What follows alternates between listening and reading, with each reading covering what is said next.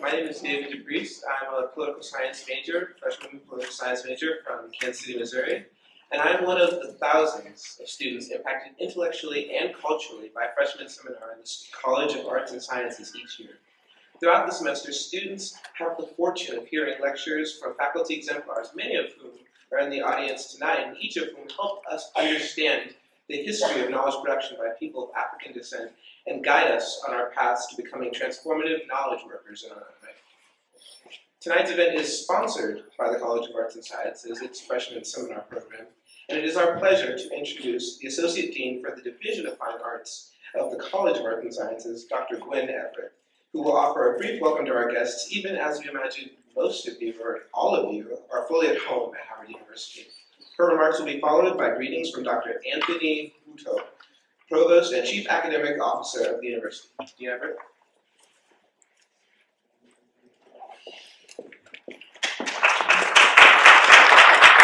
Thank you, Mr. DeBreeze. Good evening. Good evening. I'm Gwen Everett, the Associate Dean for the Division of Fine Arts, and on behalf of the Dean of the College of Arts and Sciences, Dr. Bernard Mayer, and the faculty and students in the college, it is indeed a pleasure to welcome you to this evening's program, and more importantly, to welcome our guests for the evening, Claudia Rankine. She's the Arnold Chair at the University of Southern California's English Department and author of a text that those of you who are in freshman seminar are very familiar with, Citizen American Lyric. Professor Rankine is the author of 5 collections of poetry, including Citizen, which received the 2014 National Book Critics Circle Award in Poetry. She's edited, as you're aware, numerous anthologies. She's also a playwright, and her plays include Provenance of Beauty, a Southern Bronx Travelogue, commissioned by Foundry Theater, and Existing Conditions that was co-authored with Casey Llewellyn. She was elected the Chancellor of the Academy of American Poets.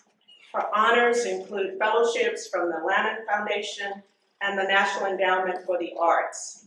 We're so delighted that not only is she going to present some of her poetry this evening, but that she was able to engage with groups of students this afternoon. And I was able to sit in on some of that, which was quite encouraging, enlightening, and extremely informative for the students who participated and for those of us who were there in the audience.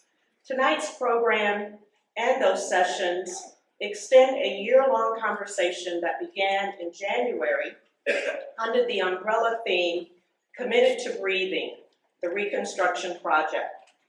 The theme for freshman seminar, Citizenship and Being, was created out of that earlier dialogue. And Professor Rankine's book was selected and deliberately paired with Between the World and Me by Ta-Nehisi Coates. These common texts, as the organizers, Dr. Williams and Dr. Carr, have stated, that this common text was designed to help midwife the freshman class into their new roles as apprentice intellectuals in these uncertain times. Well, Dr. Carr and Dr. Williams, these two very brilliant minds, weave their magic so seamlessly that we often forget to stop and recognize them for their incredible foresight. And I'd like to just thank them on your behalf because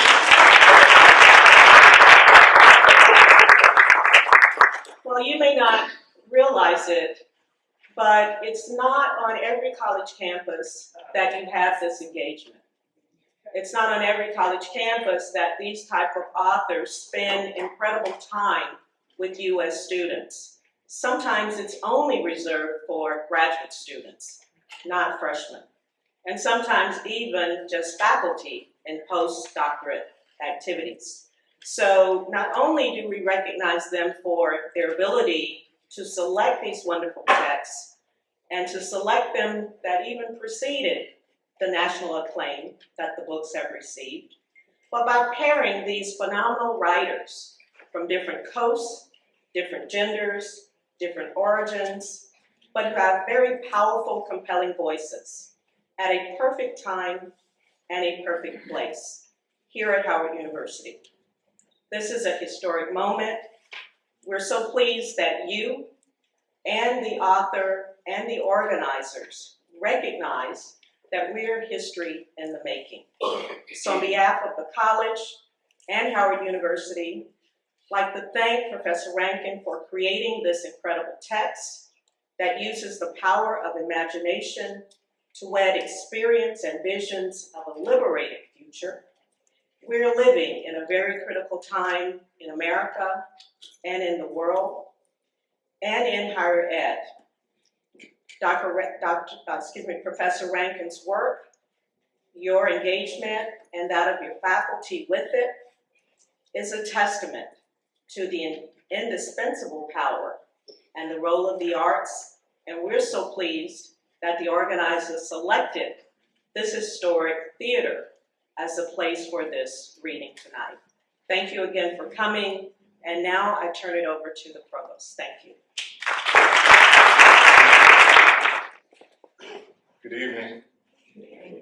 Good evening. Good evening. That's better.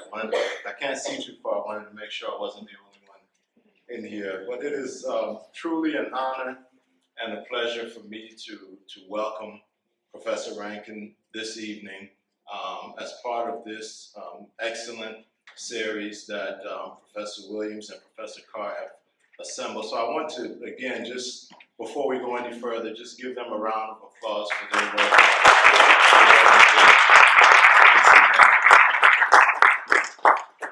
I think rather than me continuing to read all of the platitudes about Professor Rankine, I thought it would be appropriate if I actually just read from her own words as we welcome her and introduce her to Howard University. As we were in the back, she commented that not only is this her first opportunity to be at Howard University, but this is her first visit to an HBCU. So I hope and I'm sure that we will give her a Howard University welcome as she comes forward. But first I'll just read from her own words. There are billions of souls in the world, and some of us are almost to be touching the depths of how it is and what it is to be human. On the surface, we exist, but just beyond is existence. I write to articulate that felt experience. My first book of poems, Nothing in Nature is Private, existed in the experience of Black, Jamaican, person, woman in a bruised world. I think sometimes I'm too private, too lonely in my heart, but my mind rose constantly as if involved in a public disturbance. When Paul Celan writes, "Pray, Lord, pray to us, we are near," I feel he speaks of me, and I with him in talking to God. There are some of us who are constantly mending our hearts. I write into that mending. My writing is that mending. Anyway, here I am, Claudia Rankine, born in Jamaica in 1963. Here is my art. So thank you, and please join me in welcoming Professor Rankine.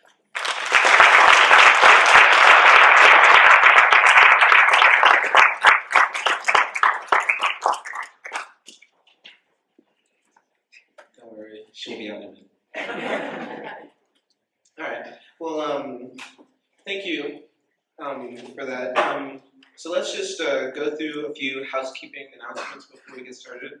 Tonight's event is being recorded and it's going to be broadcast by Howard's Department of Communications.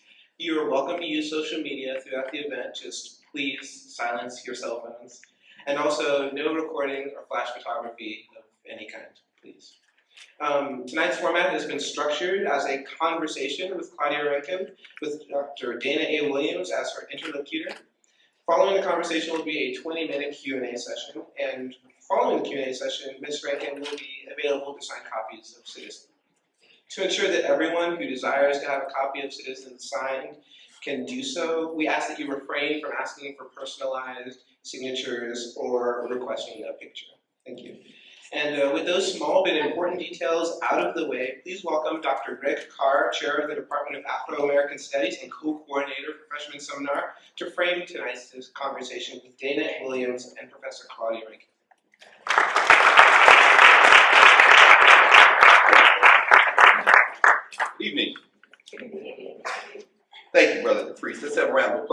young freshman from Kansas City. Tonight we're pleased to be joined by Professor Claudia Rankine, author of Citizen, An American Theory.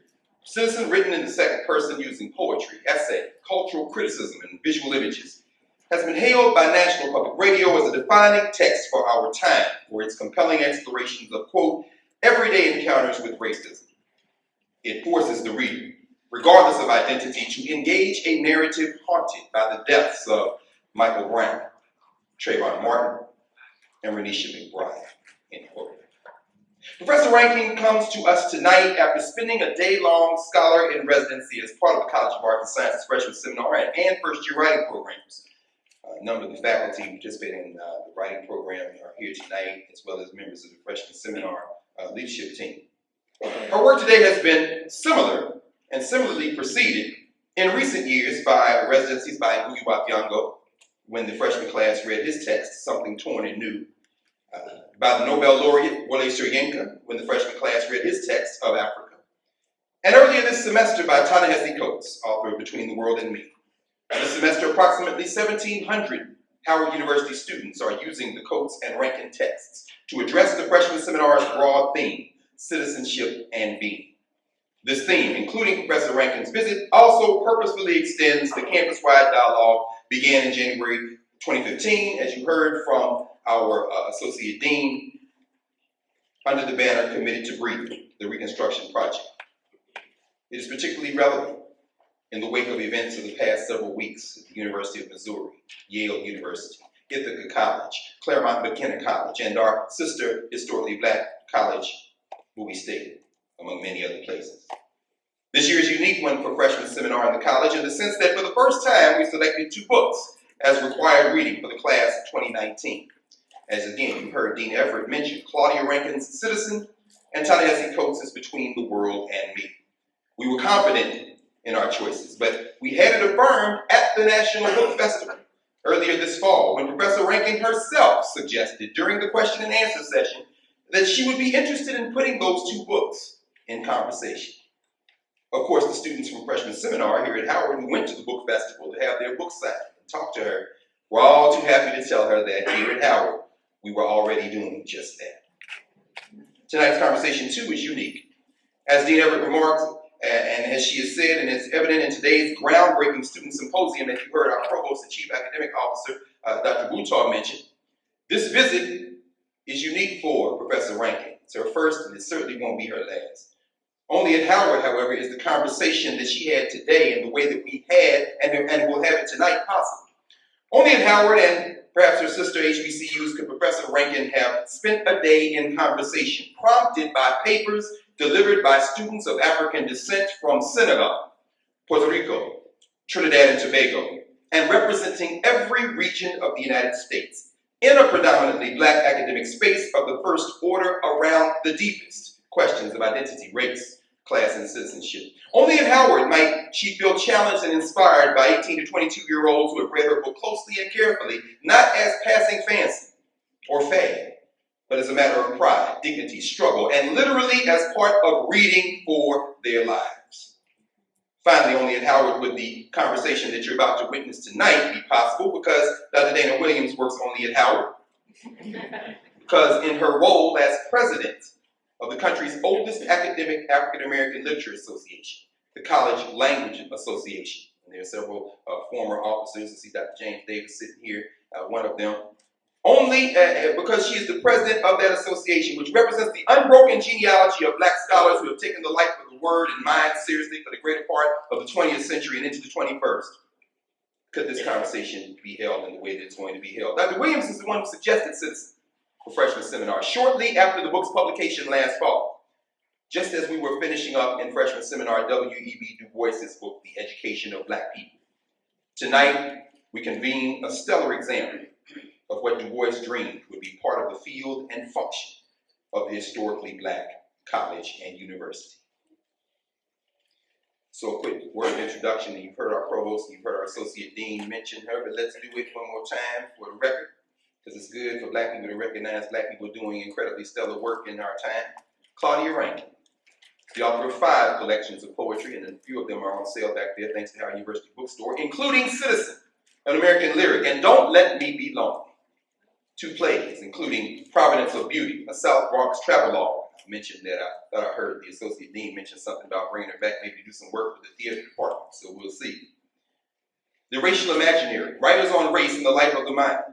For Citizen, Rankine won the Forward Prize for Poetry, the National Book Critics Circle Award for Poetry.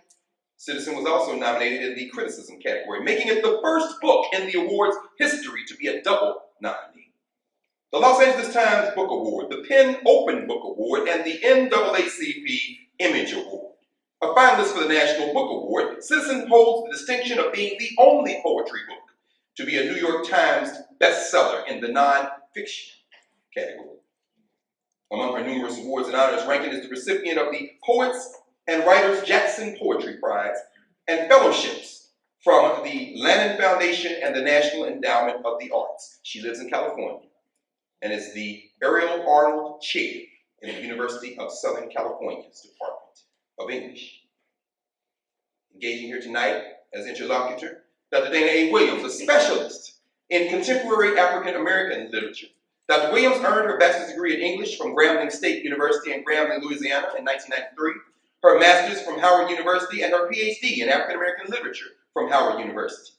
As a recipient of the Ford Foundation Postdoctoral Scholar Award in 1999, she was a visiting research fellow at Northwestern University in Evanston, Illinois, where she completed extensive research on her dissertation author, Leon Forrest. Before returning to Howard University as a faculty member in 2003, Dr. Williams taught at Louisiana State University in Baton Rouge for 4 years. In 2008-09, she was a faculty fellow at the John Hope Franklin Humanities Institute at Duke University, and she assumed the chairmanship of the Department of English in 2009. In addition to an annotated bibliography, Contemporary African American Female Playwrights, which she completed as her master's thesis at Howard, Dr. Williams has published co-edited volumes, August Wilson and Black Aesthetics with Dr. Sandra G. Shannon of our Department of English. Edited African American Humor, Irony and Satire, Ishmael Reed, Satirically Speaking, Cambridge Scholars. Conversations with Leon Forrest, University Press of Mississippi, and Contemporary African American Fiction, New Critical Essays, the Ohio State University Press. She is also the author of the first and only book-length study on Leon Forrest, In the Light of Likeness Transformed, the Literary Art of Leon Forrest.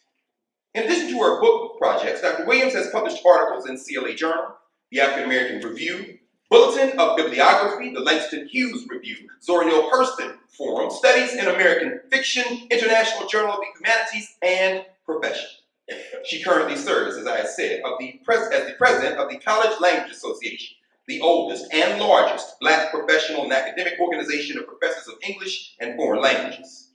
President of the Modern Language Association, Associated Departments of English Executive Committee, and is a member of the Executive Committee of the Black American Literature and Culture Division of the Modern Languages Association.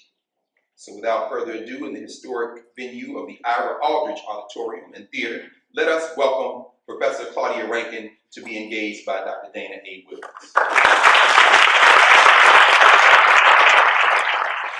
Not long ago, you're in a room where someone asked the philosopher Judith Butler what makes language hurtful.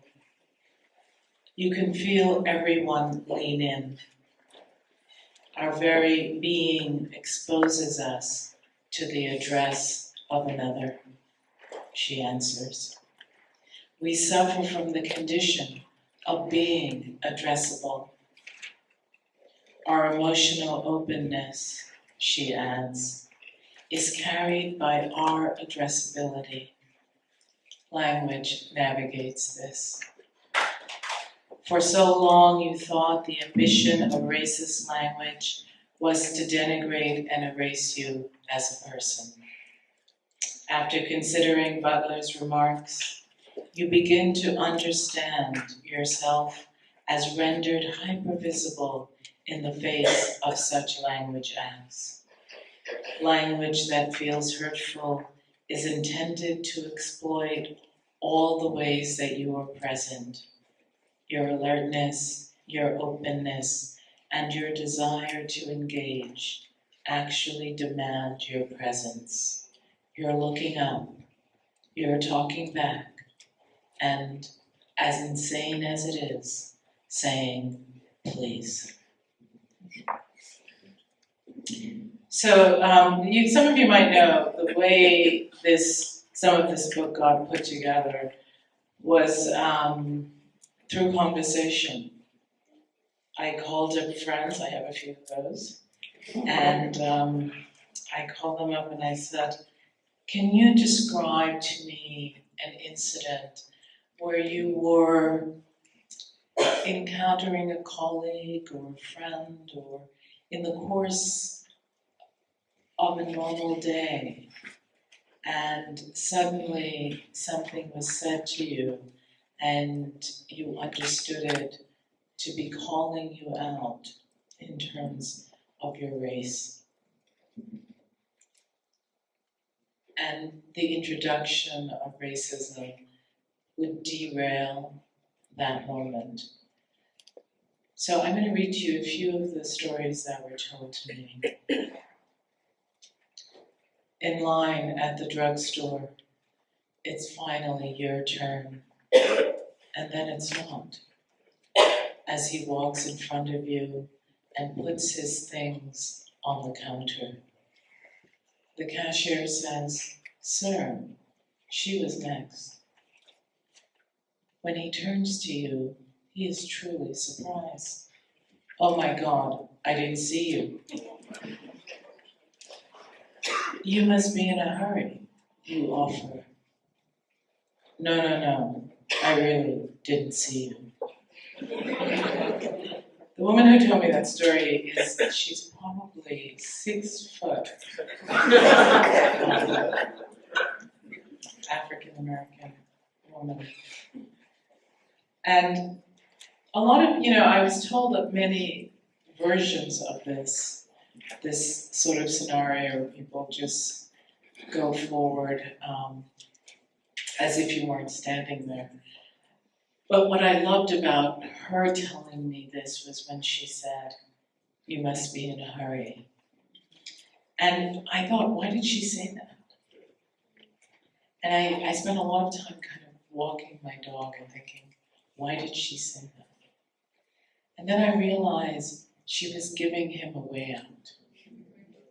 That it was a way of saying, it wasn't that you didn't see me, it's that you're preoccupied elsewhere. So it was a bit of an offering he refused to take.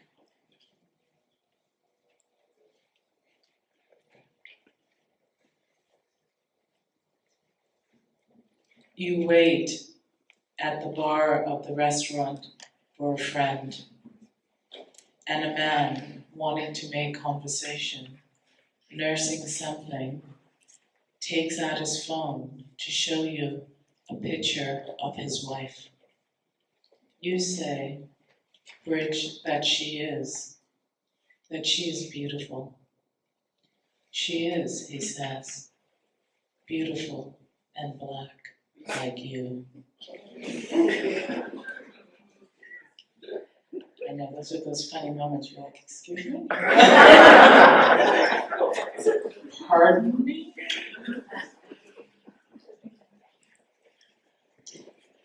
Many of the stories that were told to me, I had an analogous story where I thought, I get that, I hear it happening a lot. But the only one that surprised me was this one. The new therapist specializes in trauma counseling. You have only ever spoken on the phone. Her house has a side gate that leads to a back entrance she uses for patients. You walk down a path bordered on both sides with deer grass and rosemary to the gate, which turns out to be locked. At the front door, the bell is a small round disc that you press firmly.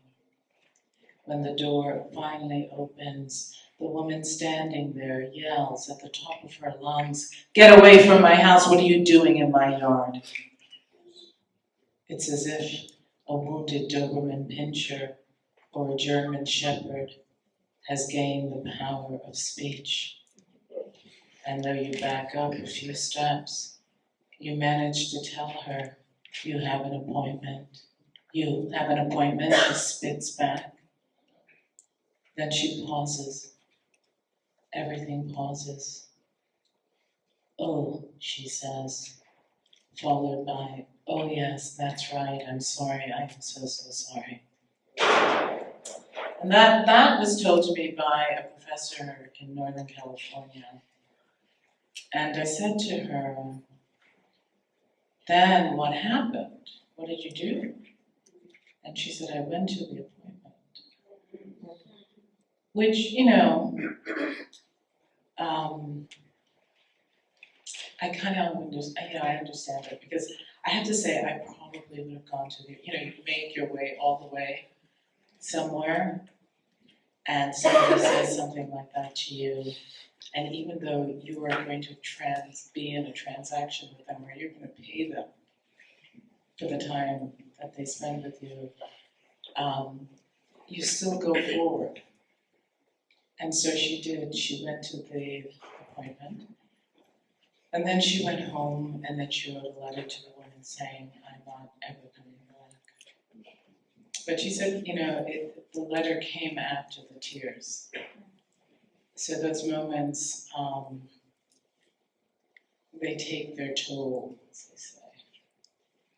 Like, that's also a transaction. They take their toll. At the end of a brief conversation, you tell the manager you are speaking with that you will come by his office to sign the form. When you arrive and announce yourself, he blurts out, "I didn't know you were black." "I didn't mean to say that," he then says. Aloud, you say, "What?" he asks. "You didn't mean to say that aloud." Your transactions go swiftly after that.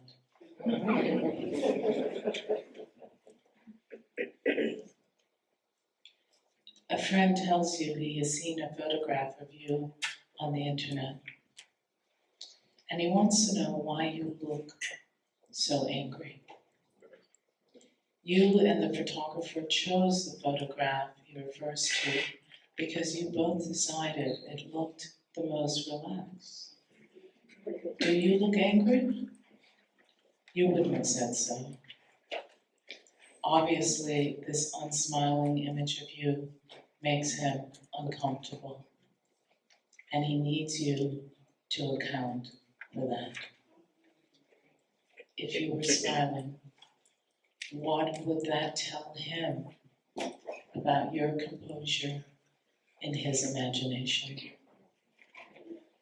The person who said this is actually a friend of mine, a very dear friend actually, and he read this in the book.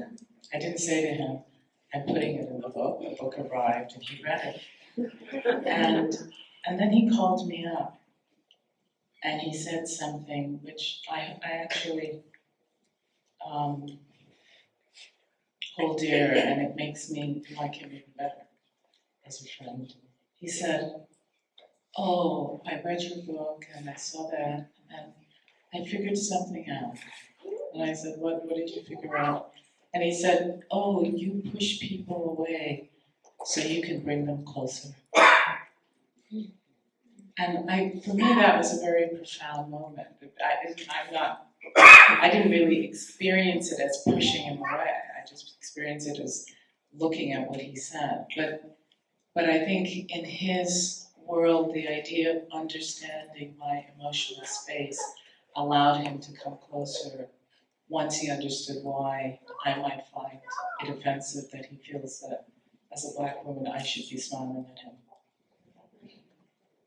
This idea of black people smiling is really interesting to me. That the culture needs forgiveness and needs a sense of an amiable blackness in their midst.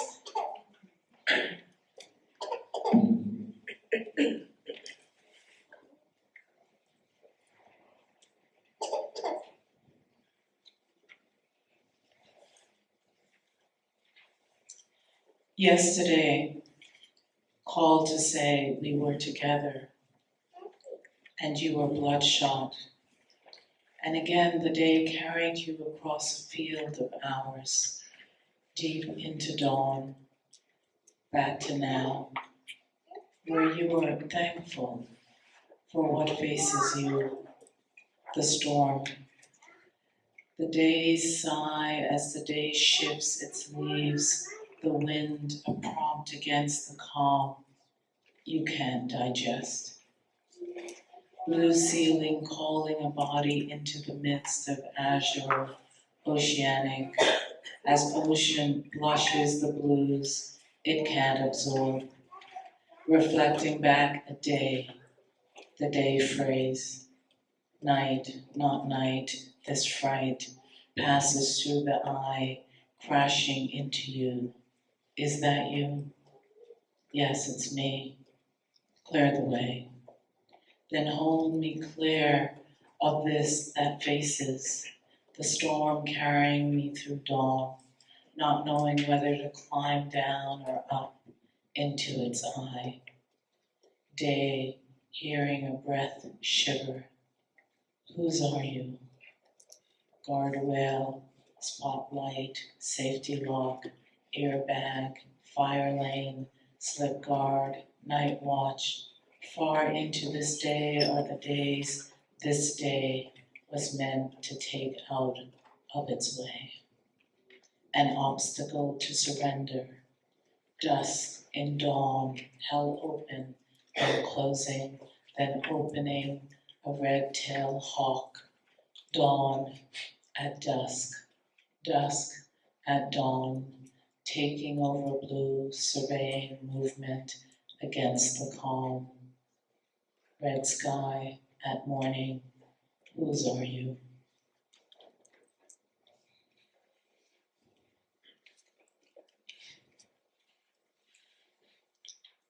Leaving the day to itself, you close the door behind you and pour a bowl of cereal, then another, and would a third, if you didn't interrupt yourself with the statement, you aren't hungry. Appetite won't attach you to anything, no matter how depleted you feel. It's true. You lean against the sink, a glass of red wine in your hand, and then another. Thinking in the morning you will go to the gym, having slept and slept beyond the residuals of all yesterdays. Yes, and you do go to the gym and run in place, an entire hour running, just you and your body running off each undesired, desired encounter. At the center of this book is an essay on Serena Williams. So I thought I would read a bit from that. I have these slides, but I think I'll do without them because I can't. They're not in any strict order.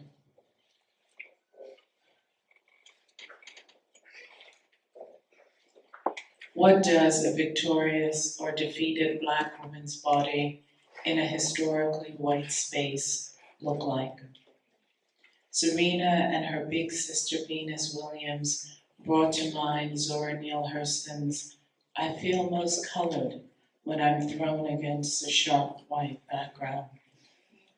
This appropriated line stenciled on canvas by Glenn Ligon, who used plastic letter stencils, smudging oil sticks, and graphite To perform the words into abstraction seemed to be ad copy for some aspect of life for all Black bodies. Hurston's statement has been played out on the big screen by Serena and Venus. They win sometimes, they lose sometimes, they've been injured, they've been happy, they've been sad, ignored, booed mightily. See Indian Wells. They've been cheered, and through it all, and evident to all, were those bodies who were enraged that they were there at all.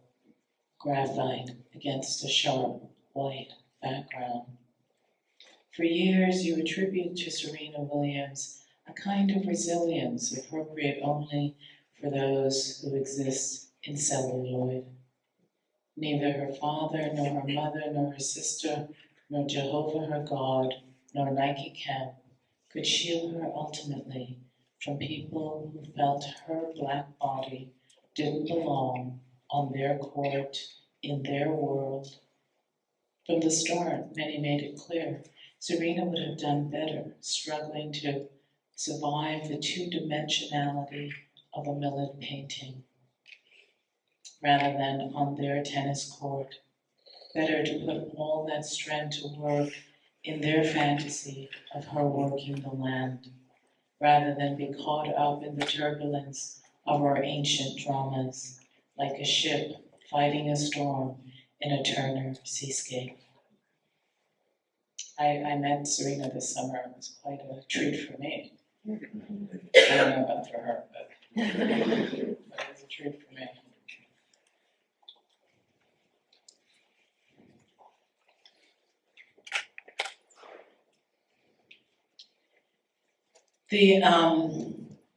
This book began in 2005, and I thought I would read the piece that began the entire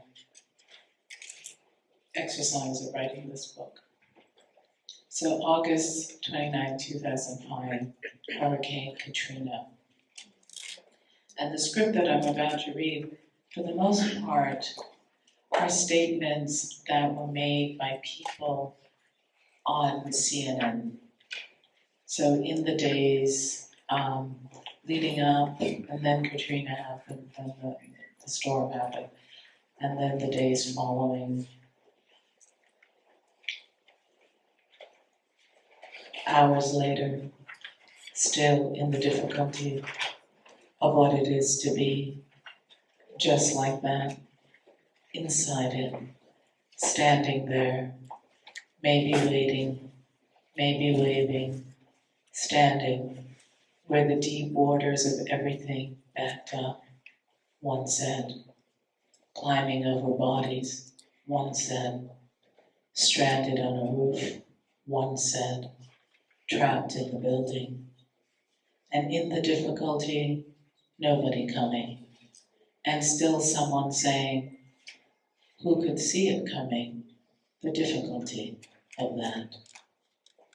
The fiction of the facts assumes innocence, ignorance, lack of intention, misdirection, the necessary conditions of a certain time and place. Have you seen their faces? Faith, not fear, she said. She'd heard that once and it was trying to stamp the phrase on her mind. At the time, she couldn't speak it aloud. He wouldn't tolerate it. He was angry. Where were they? Where was anyone? This is a goddamn emergency, he said. Then someone else said it was the classic binary between the rich and the poor, between the haves and the have-nots, between the whites and the blacks, in the difficulty of all that. Then each house was a mumbling structure, all that water, buildings peeling apart, the yellow foam, the contaminated drawl of mildew, mold. The missing limbs, he said. The bodies lodged in piles of rubble, dangling from rafters, lying face down, arms outstretched on parlor floors. And someone said, where were the buses? And simultaneously someone else said, FEMA said it wasn't safe to be there. What I'm hearing, she said, which is sort of scary, is they all want to stay in Texas. He gave me the flashlight, she said. I didn't want to turn it on. It was all black. I didn't want to shine a light on that. We never reached out to anyone to tell our story because there was no ending to our story, he said. Being honest with you, in my opinion, they forgot about us. It's awful, she said, to go back home to find your own dead child. It's really sad. And so many of the people in the arena here, she said, were underprivileged anyway. So this is working very well for them. You simply get chills every time you see these poor individuals. So many of these people, almost all of them that we see, are so poor, someone else said, and they are so black. Have you seen their faces? Then this aestheticized distancing from, oh my God, from unbelievable, from dehydration, from overheating, from no electricity, no power, no way to communicate. We are drowning here, still in the difficulty, as if the faces in the images hold all the consequences, and the fiction of the facts assume randomness and indeterminacy. He said, I don't know what the water wanted. It wanted to show you no one would come. He said, I don't know what the water wanted, as if then and now were not the same moment. He said, I don't know what the water wanted. Call out to them. I don't see them. Call out anyway. Did you see their faces? So all of those statements came from people like Barbara Bush, CNN commentators. Didn't make any of it up. All right, I'm going to read two more pieces. I'm going to read this piece because on my drive here, I drove here from Charlottesville. I was at UVA, and a guy picked me up at my hotel, a black man, and I got into his car, and the windows were blacked out in the back, and we were driving, and he said, there's a policeman, and he said, I think that guy's going to pull me over. But he didn't get pulled over right away, so he started driving very carefully. And he kind of, positioned himself behind another car. And we drove for a while. And the policeman just kept following us. And then he said, I'm going to pull off into a gas station. And I said, no, don't do that, just keep driving. He said, no, I'm going to pull off into the gas station. So he pulled off into the gas station, and the police car pulled into the gas station. And the policeman came over to him and said, you were speeding. And he said, I was going 60. He was going 60. I was watching the speedometer. We even had a talk about whether or not cars would have a thing that could tell you your speed at the exact time, so that you would always have that as evidence. And the policeman said, no, you were speeding, you were going 67. And he was like, I thought I was going 60. But then I was watching them, and he saw me, so he walked away. And we got back in the car. And the guy, oddly, was very sort of congenial, and he was like, oh, if I'm guilty of anything, I'm guilty of being black. And then we laughed a little bit, and we started driving again, and we drove for another 25 minutes. And then there was another policeman. And again, he said, there's another policeman. But this time we were pulled over. So he's pulled over. And the policeman comes up to the car very angry. As if I wondered if it was a performance of anger to elicit anger to propel the moment in a way, because he arrives at the window yelling at the guy. And again, he was not, he did nothing, as far as I could tell. And, but the windows are dark, so the policeman doesn't see me initially. And he comes up, and he's like, take down the window, and he starts yelling at the guy, and then the guy presses the window in the back seat where I am, and so the window goes down and he sees me.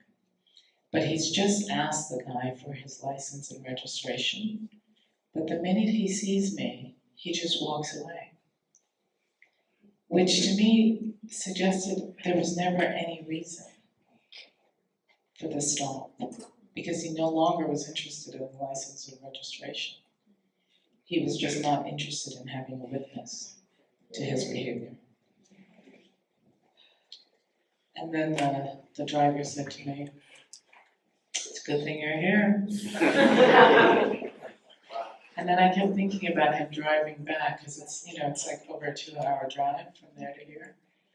And I thought, but you're gonna have to get back home, and I won't be in the car then.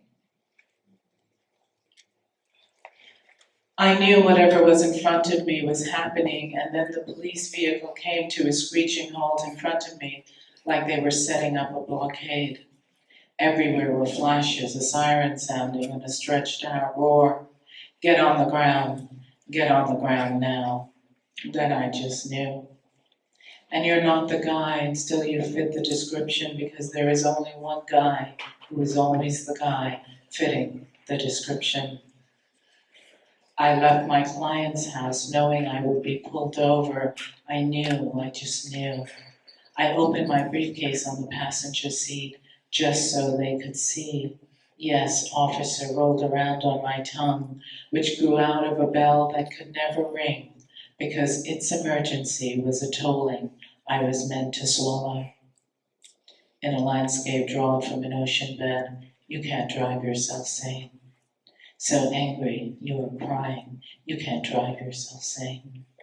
This motion wears a guy out. Our motion is wearing you out. And still, you're not the guy. Then flashes a siren, a stretched out roar, and you're not the guy, and still you fit the description, because there is only one guy who is always the guy fitting the description.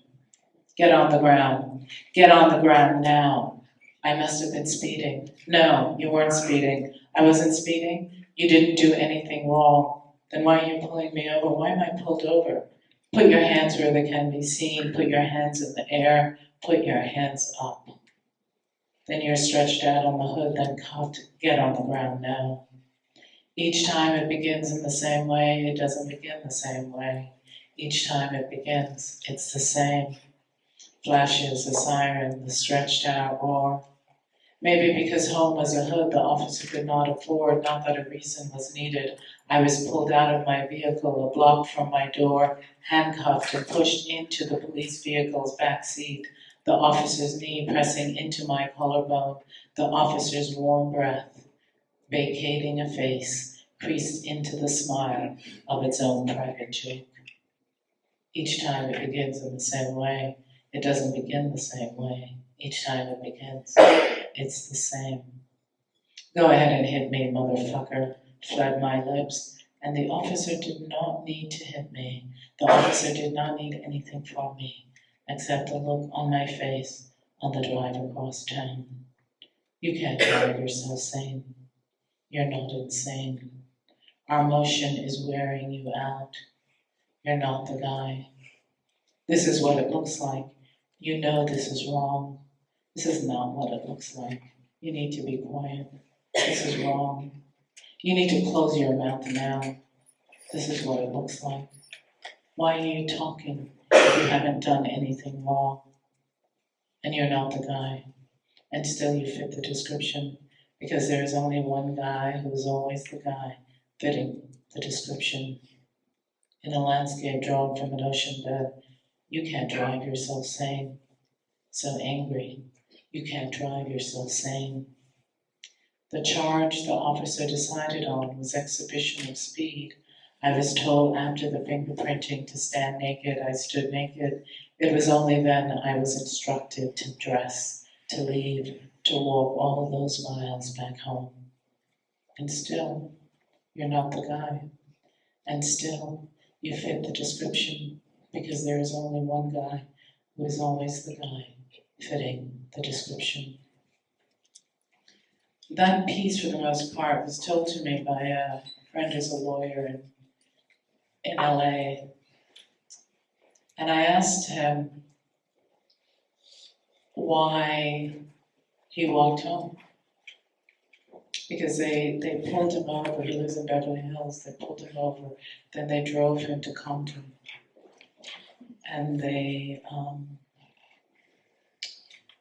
booked him, put him in the cell, and then made him undress. Partly, I think, just for sport. I don't think there was anything in particular they needed from him in an undressed form. And then they decided he wasn't the guy. And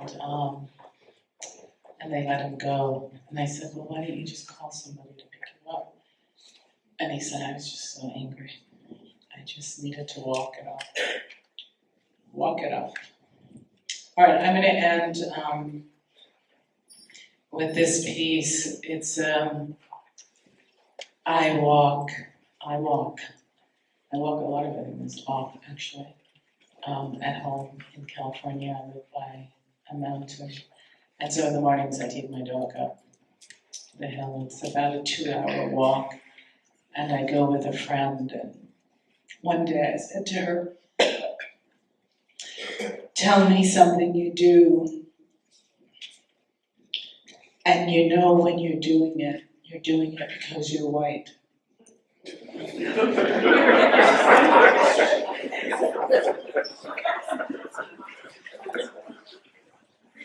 And she told me some things that I thought, no, I don't think so. And so you can imagine, we're walking up a mountain. So pretty much, it's pretty steep thing. And so for an hour we talk about this, and for an hour she gives me examples. And all of them seem to me not because she's white. There's just stuff she does that we all do. And but then she said on our way down, she said, well, actually there's one thing I do. And I do it when I'm in New York. I don't do it here because we're in our cars here. When I go on public transportation and that seat is empty next to a black guy, I sit in it. And I said, well, I do that too. And I clearly am not a white woman. And so then we had this, I thought, really interesting discussion about the ways in which a person tries to address the failures of a culture. And that in these daily ways, you put your body someplace to try and create a bridge in the gaps that the culture itself has created. On the train, the woman standing makes you understand there are no seats available. And in fact, there is one. Is the woman getting off at the next stop? No. She would rather stand all the way to Union Station. The space next to the man is the pause in a conversation you are suddenly rushing to fill. You step quickly over the woman's fear, a fear she shares. You let her have it.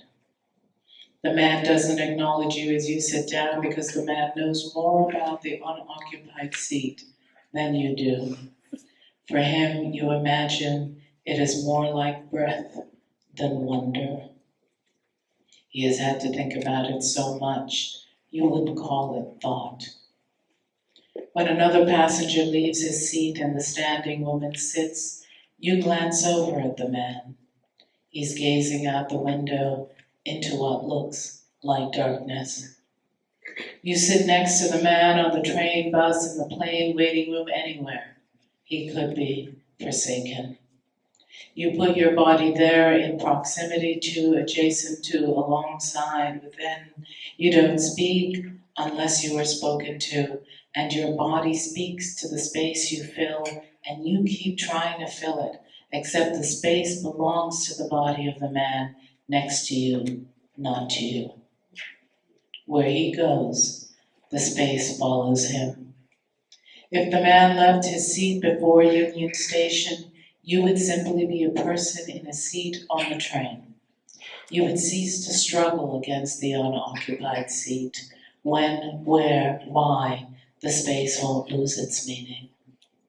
You imagine, if the man spoke to you, he would say, "It's okay, I'm okay, you don't need to sit here." You don't need to sit, and you sit and look past him into the darkness the train is moving through, a tunnel. All the while, the darkness allows you to look at him. Does he feel you looking at him? You suspect so. What does suspicion mean? What does suspicion do? The soft gray green of your cotton coat touches the sleeve of him. You are shoulder to shoulder, though standing. You could feel shadowed. You sit to repair home. Who? You erase that thought. And it might be too late for that. It might forever be too late or too early. The train moves too fast for your eyes to adjust to anything beyond the man, the window, the tiled tunnel, its slick darkness. Occasionally a white light flickers by like a displaced sound. From across the aisle tracks room harbor world, a woman asks a man in the rows ahead if he would mind switching seats. She wishes to sit with her daughter or son. You hear, but you don't hear, you can't see. It's then the man next to you turns to you. And as if from inside your own head, you agree that if anyone asks you to move, you'll tell them, we are traveling as a family. Thank you very much. Well, thank you so much, Professor Rankine, for reading those pieces and contextualizing them for us. And thank you all for joining us on a Friday evening where it was lovely outside and where we are now. I don't think we talked about this at all today, but on yesterday, the university was under high alert, or on high alert, because of all of the incidents that have been happening around college campuses. Howard was one of those places where someone saw it fit to introduce this idea of terror, if you will. But those of you who are here are strong, and as Doc says very often in freshman seminar, y'all going to the future with us. So we appreciate your being here. And certainly we appreciate and welcome you here. And before we actually start with the questions, I just want to say congratulations on your latest award, which is the Hurston Wright Legacy Award in the category of poetry.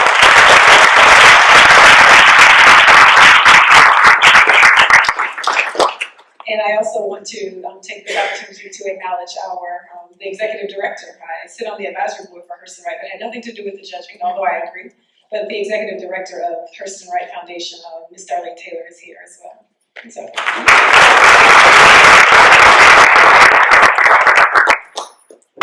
So one of the things that we'll start with actually has to do with the Howard moment. In the symposium today, the opening remarks that Professor Rankine gave were incredibly important to us for a number of reasons. You said, and I'm paraphrasing very loosely, you said Howard was a special thing that at one point you felt you didn't have access to, so you were happy to be here. Now we think we know what that special place is all the time, but what was Howard for you in the imaginary? And I'll let that be a way to segue into the question about the first time you fell in love with language, if you will. But the Howard imaginary, what was that like for you? Well, I think in many ways it was described in T.M.S. Coates' book, Between the World and Man, that the way in which he talks about coming here and being in a place where he felt help, and despite the multiplicity of Blackness in terms of individual bodies, holding individual experiences, there was always that sense that he was held by this place.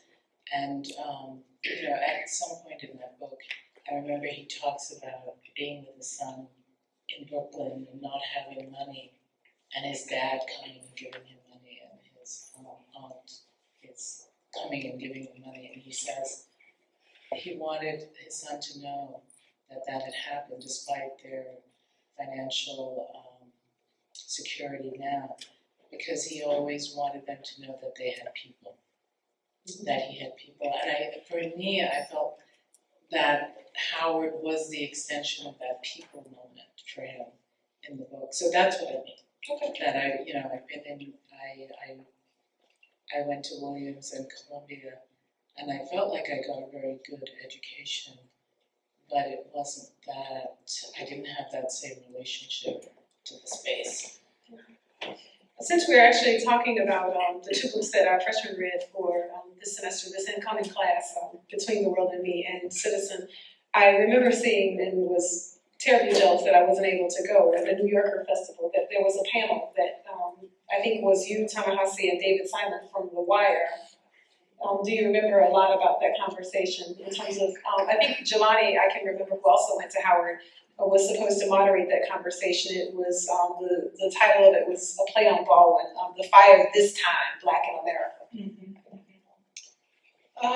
It was an interesting conversation. There was a lot of talk about our society being a militarized society, the role of guns in the society it had.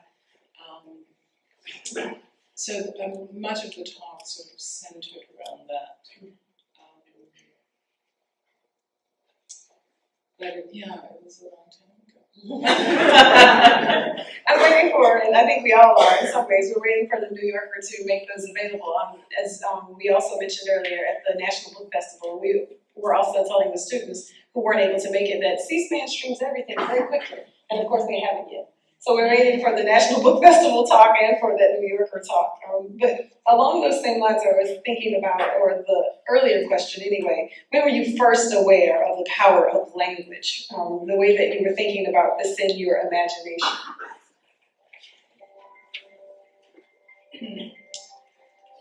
Power of language first. No one's ever asked it quite that way. Usually I'm asked, when did I fall in love with poetry as a medium? And that I can answer. That was in college. I remember taking a class, I think it was actually a women's studies class, and in it we read the work of Adrienne Rich. And I remember reading her poems and having that kind of moment where you think, this is close, but it doesn't quite arrive. That the investigations she was doing around patriarchy somehow didn't also encapsulate what I felt it needed to do relative to race in this country. And I actually remember being in that class as a first year or a sophomore. I can't remember if it was my first year at college or the second year. But I remember being in that class and thinking, I need to write my own because this is not quite. And that's when I started writing. Okay. That reminds me too of the conversation you were having with some of the students today when you told the story of the lady asking you after viewing the film, can you remind me which character's mother sounded white? And your quick response of, that's racist. But then also helping her to understand that education for you was not a white thing. So having thought about that over the last couple of hours as you were talking about it, I began to wonder, what was that world like for you growing up that had that kind of confidence that clearly comes in the book, but that also comes out with that conversation when you can read Rich and say, this isn't quite it. That's interesting. In the book, Citizen starts in the classroom with that nun. And I actually think that that's where, as a child, I began to distrust authority. I had come from Jamaica. My mother was an immigrant in this country, and she would say things to me like, as a young girl, she would say, well, you can't go to public school because public schools are very dangerous. And then she would say, and also you can't trust any white person because you just can't. And so, those were just like the wisdoms this Jamaican person has garnered as she came in. So even though they were working class people, neither of them educated. They worked all the time to allow us to go to private schools. So I was and I started out in this private Catholic school, and I remember sitting in the classroom as a child and watching the nuns terrorize the students. Literally, one example would be, I remember singing Ave Maria, the nun leading it, and she couldn't sing. It was like, Ave, and her voice was cracking. And we're in maybe first grade or something. And there was a boy, Robert, and I will never forget his name because I don't remember anybody else's name in that class, but I remember Robert's name. He was a little Italian boy, and he smiled when she didn't laugh, but just smiled. And she was in the front of the classroom, and she came over to him, and she made a fist, and she started to punch him. And the rest of us just were stunned, and we just sat at her desk. But that, for me, was a defining moment, because I thought, oh, look at that. She's embarrassed, and in her embarrassment, she is going to take him down. And that became a moment when I no longer trusted that the authority figure to do the thing I needed to do. And that one has to actually create the space for oneself. And that stayed true for that entire period of my life. So in a way, I think it did me a favor, because I never then believed that any figure of authority could be beyond investigation. And I think we can see that in a couple of the pieces that you have with images. So if I can remember hearing you talk before about the piece where you take the lynched bodies off of or out of the photo, because you want to redirect the gaze. If we can get that one, we'll take a look at that one. Most of you are familiar with what the image looks like. It's one of many images where you will see someone white watching a lynching take place, and we're familiar with the ritual where there was the taking of the picnic baskets and gathering the family together to take a look at it. And so you shift the image a bit on that piece on page 90, and here you can see the images have actually been taken out. And actually they're juxtaposed here with the slides that you sent. Mm-hmm. So that questioning of the authority, even of an image, Right. is there. And this, of all the lynching photos, I wanted this one in particular because of a few reasons. You might remember this is 1930, Marion, Indiana, but it's the photo that inspired Strange Fruit, the Billie Holiday song. So there's that. So it has a sort of cultural history, which I liked. But more importantly to me was the fact that inside the story of the lynching of the two men, there was a third man. And he didn't die because a woman, a white woman, said he had nothing to do with this. So even though he was beaten up, he was able to live till 2006. And that sense that that woman had all that power. Made me think about all of the other white people there. And by extension, our relationship to white culture now, relative to any dynamic that happens, that we are in it together. And that it won't, clearly it hasn't worked out for us to be the only people engaged in the condemnation of this white supremacist frame. And so it seemed to me time that we began to remind the culture at large that silence is complicit. And perhaps also remind ourselves that we are not, because we're educated, because we are financially secure, doesn't mean that we also shouldn't be stepping up in these moments, in the Michael Brown moments. I mean, we've had a kind of odd contemporary moment where we have no Black leaders in place. I mean, we have a Black president, but when you think about who is speaking out in the public,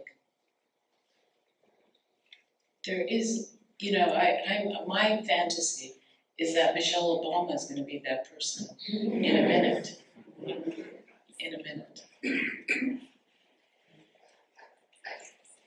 Thinking about that too makes me think about the contemporary, literally, like the last 72 hours or the last couple of days with the University of Missouri situation, the absence or the lack of that voice created, or of leadership, if you will, created the space for young people who, of course, are following the Black Lives Matter movement kind of interrupting moment where there is the challenge of authority. But I'm also wondering how we will really deal with the backlash that has already begun.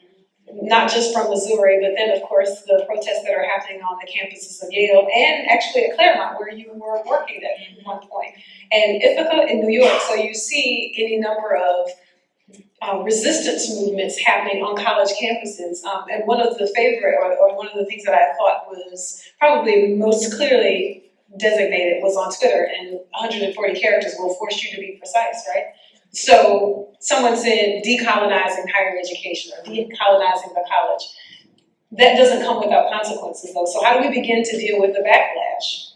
Or do we even concern ourselves really with the backlash of what will happen when the Times, the New York Times, the Washington Post, any number of media outlets, or even MSNBC, the media outlets that are really looking at that hashtag Black on campus. And people are really responding to that negatively. Yale closed yesterday, for instance, because there was a threat that was called to the administrative offices of African American Studies. So how do we begin to grapple with being proud and excited about the resistance movements that are happening, but then preparing ourselves to deal with the very obvious backlash that will come in the form of terror of some sort? Not that we're strangers to terror at all. Well, I think that's it. We're not strangers to it, so why not bring it out into the open? Why not have a situation where we understand that this is not actually absent from the culture? It's already there. Right. So I think we cannot, it reminds me a bit of Antigone. I keep wanting to do a rewrite of Antigone for contemporary culture. And one of the things that's always fascinated me in that play is the position between the two sisters, Antigone and her sister. And her sister says to her, you can't act against the state or the institution or because you're going to be killed. And she says, but I can't not act against the state because I'm going to die anyway. Like I'm going to have a soul death without, I can't concern myself with this idea that the state is using the threat of my death against me having any form of action. And I think that's on a lower level, that's what's kept us silent. We don't want to make the space uncomfortable. We don't want to have repercussions. It might make us in some way destabilized, but we are already destabilized. And we have to understand that the fact that we might live in a nice house and have a nice car and go to a nice institution and hold a nice job doesn't mean that we are not under siege in some way. I think that's such a crucial recognition. I wonder how we communicate that to people who really do believe that somehow a middle-class existence exempts them from the realities of the terror and the violence against Black bodies everywhere. I just don't know how you imagine it. And we were talking earlier today, we can't all leave the country. Right. So that clearly isn't a solution. How do we communicate to people that essentially your socioeconomic class will not save you? And because even in the instance that you gave with your ride from Charlottesville, part of it was the witness. It had very little to do with, I doubt very seriously that the police officer recognized you in particular or recognized the fact that you could afford to be in a car being driven. It had to do with the witness moment. How do we convince people that middle class existence won't save us? Well, I mean, I think it had to do with the surveillance moment, Right. rather than, it is true that I would have been a witness, but it was also the other thing that I did that I didn't mention when I was up there was the fact that when the windows went down, I picked up my phone as a gesture of, I'm about to record this, but I couldn't figure out how to record it. I was like, let me see what's going on. But at the moment, it was just like a symbol. See, I have the phone. It could do some stuff if I learned how to make it do it.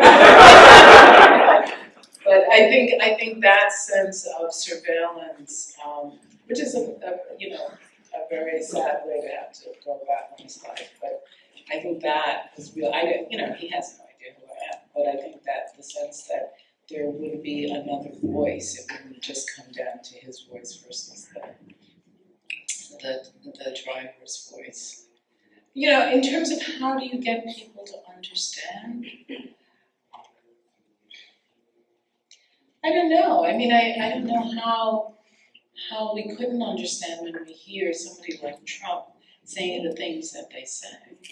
And people say to me all the time, oh, there's no way he'll be elected. I'm like, no. Right. The man could be elected. And everything he says, even if he thinks the fact that he's focusing it on the Mexican population, we know it expands out. And he knows that the people he's talking to, all of those people in Middle America, he knows that they know that it expands out to include us. And why we don't understand that it expands out to include us, I don't know. Well, I want to ask one last question, and then we will see if we have some time for question and answer, because the time is actually supposed to be from 8 to 8:30, but we may have the opportunity for one or two burning questions. But I wanted to ask you about the images that you selected to go with certain poems and how you made those decisions. The one I can remember being struck by almost immediately was the one of the Rutgers players, and how proud we all were of Vivian Stringer defending her players, and the way that they came out against the I'm a statement and the piece that you juxtaposed against that. How did you make those decisions about what image to put with what text? Well, that one was an easy marriage, because when the woman told me the story about her friend saying to her, calling out to her, you're late, you nappy-headed hoe, that sat right on top of the don't I'm a statement. So I knew then. But when I went to look at the image, I was really interested in the body that was covered up by the R. I thought, why would they put the letter right over one of the players, when you can see that somebody is right there. And so I tracked down the original photograph, and there's a white woman back there. Oh. And I, in some ways I regret not using that image, because I think part of our problem is we don't expand it out to say an insult to the Black members of the team is an insult to the team. And that image should have kept that woman, because she obviously went to the press conference too, and considered herself part of that moment. And until we begin to understand it as not held by our citizenship as a whole, or citizenry as a whole, we will continue to ghettoize racism as something to be dealt with by Black people, anti-Black racism. And it's something that the culture should just not hold, period. And so I sort of regretted not using the other image. And I remember you talking about the difficulty of getting the image that we looked at first with the lynching, and then the relent once you said that you wanted to take those images out. They were like, oh yeah, sure, definitely you can use Right. that one. Exactly. The other one, the caution against defense or a constant kind of defense. Oh, how did you get that? That's great. That was fast. Yeah, our AB team's pretty sharp. So that's the real image. I also was interested in having an image that showed Black women throwing shade. That but that in a way has been a mode of resistance. It's silent, it's of the body, it recognizes the kind of distress that is held by the body and the incredulous response to what is coming towards the body. And so I was really committed to representing that. Actually, if you go to the next slide, I originally was going to use this image, and if you go to the next slide, you can press play and you'll see why. It should, if you're on, just press play. Oh, it might not have sound. Oh, so it must not be lined up with sound. But today someone was talking about kissing teeth, and if you look at the original video, those women are saying "really" and making that sound, the kissing teeth sound. And so that was what it was an image. The artist is called Rashid Newsom, and what he does is he conducts an orchestra of Black women. And throughout the entire performance, all they do is throw shade. And what I love about his work is that it's after the moment of the event.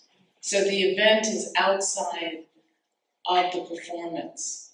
And as the performance begins, it's in recognition of some transgression that has happened.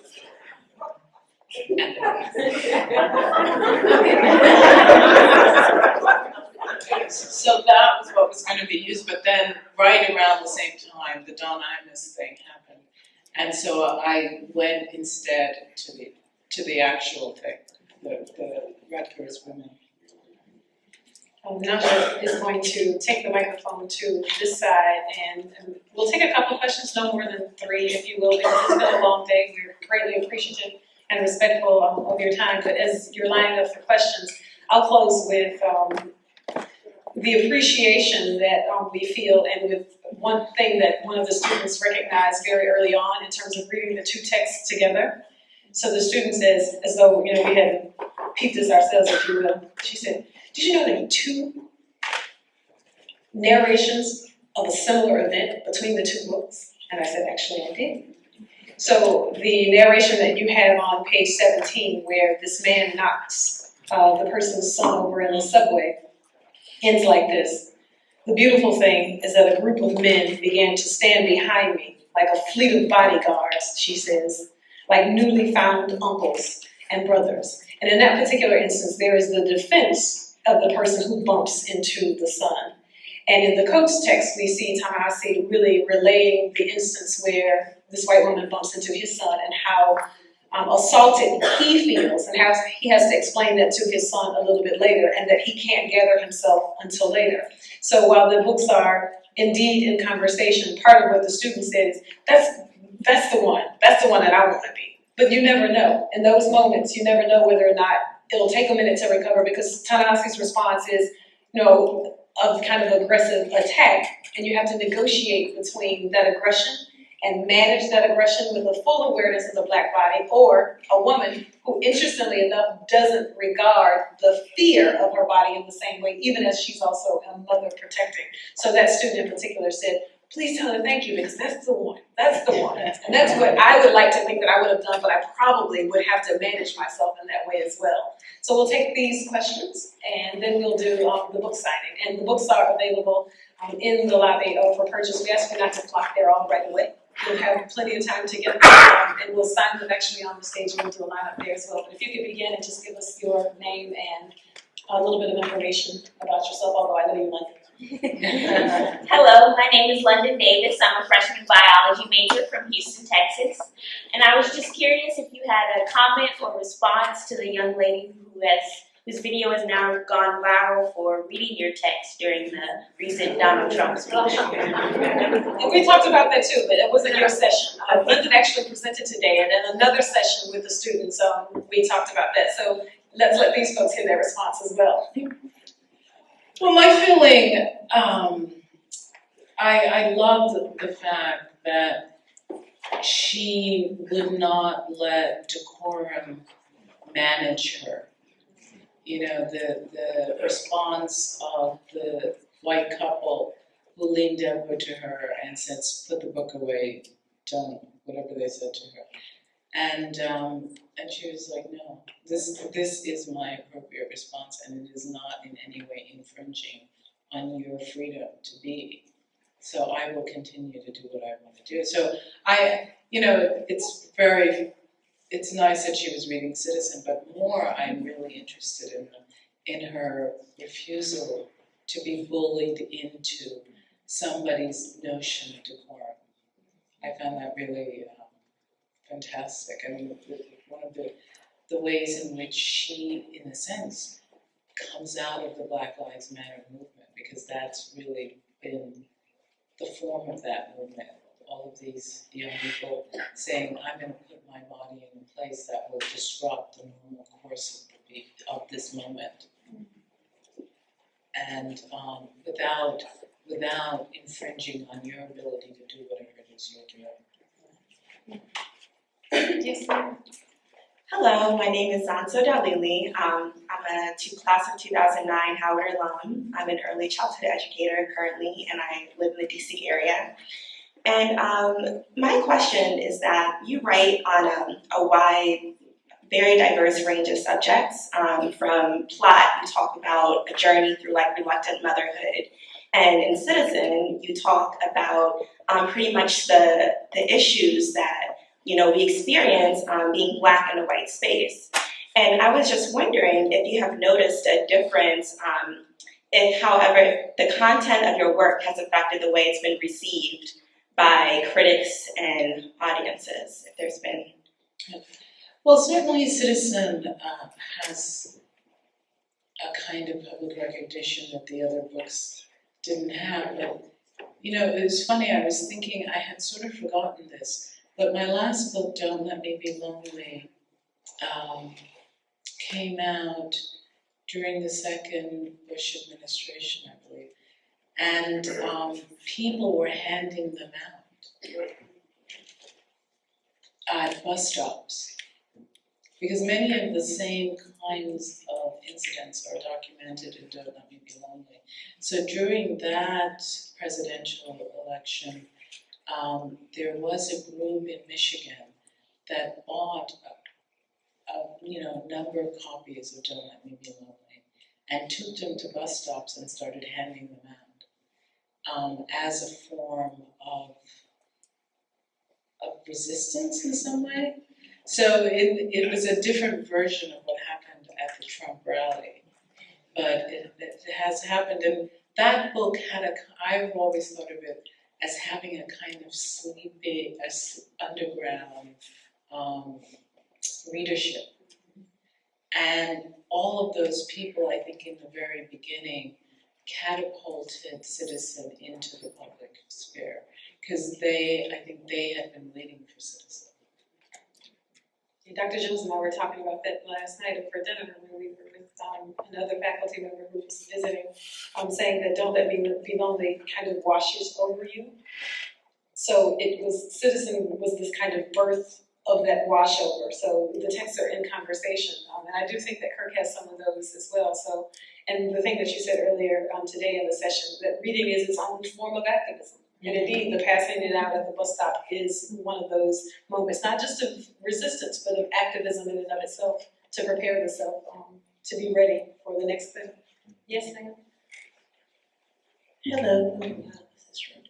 Hi, I'm Jalen. I'm from Denver, Colorado. I'm a freshman biology major. I was just scrolling through Twitter. Can I just take this? I was scrolling through Twitter before this event happened, and I found out about what's going on in Paris right now. For those of you who don't know, a lot of people have been taken hostage, and last time I saw 60 people dead, and over 100 being held for ransom. And immediately after I saw that on following CNN, I saw people who were posting, well, the people in Missouri need to see what real terrorism is, and the black students of Missouri need to go look at Paris and see what real terrorism is, and et cetera, people invalidating our experience. And I just wanted to know how you felt about that in context with how you said I felt most colored when thrown against a white background. Well, those people who are at the ready to say things like that, I don't really concern myself with those people.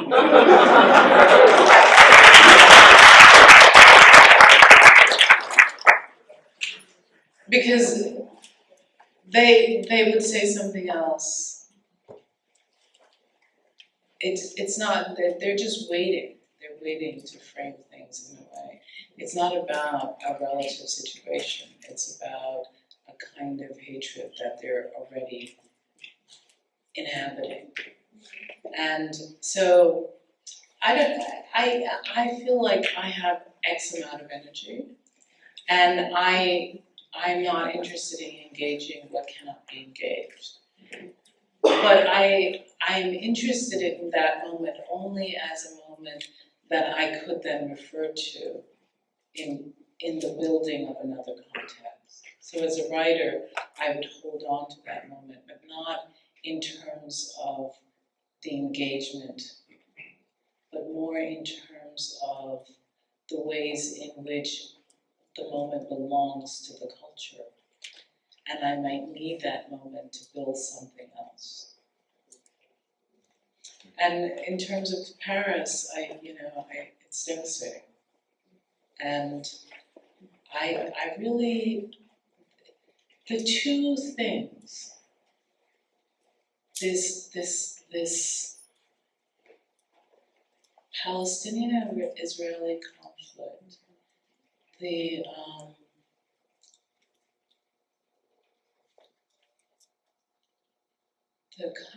what's happening in the Muslim world, and anti-black racism,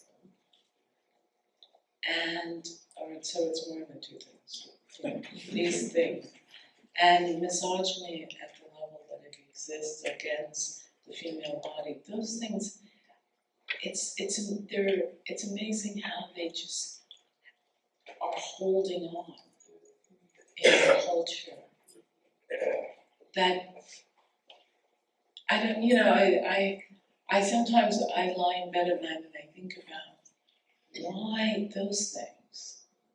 And, you know, because we've seen so much change around gender politics, for example. And the minute people were able to understand that, oh, I could have a family member who's gay, I should really rethink my position on this. But there are other things that people, they are willing to kill other people for. You know, this is not an answer, it's just really, I'm inside a conundrum.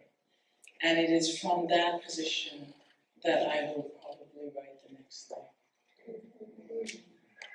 Well, thank you for all that you have written thus far, and we certainly await the next text.